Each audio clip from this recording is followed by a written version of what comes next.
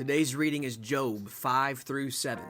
Chapter 2 introduces us to Job's three friends, Eliphaz, Bildad, and Zophar. These three play a major role throughout the rest of the book. When they saw Job from a distance, they hardly could recognize him.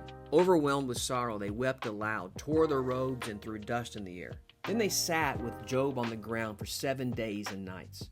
Each friend brought a unique perspective on Job's situation, though. Their speeches reveal more than their intentions. They uncover how people often respond to the suffering of others. Eliphaz was the first to speak. He was a descendant of Teman, a place associated with wisdom. His words sometimes sound weighty and insightful, but his perspective is shaped by a mysterious and unsettling vision. He says, "This truth was given to me in secret, as though whispered in my ear. Fear gripped me, a spirit swept past my face. In the silence I heard a voice say, 'Can a mortal be innocent before God? Can anyone be pure before the Creator?'"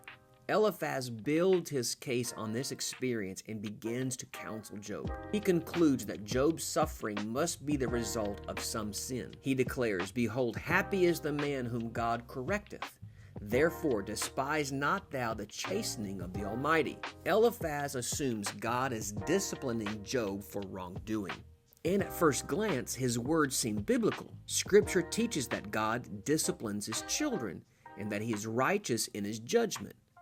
However, Eliphaz fails to understand that Job's situation is not the result of guilt.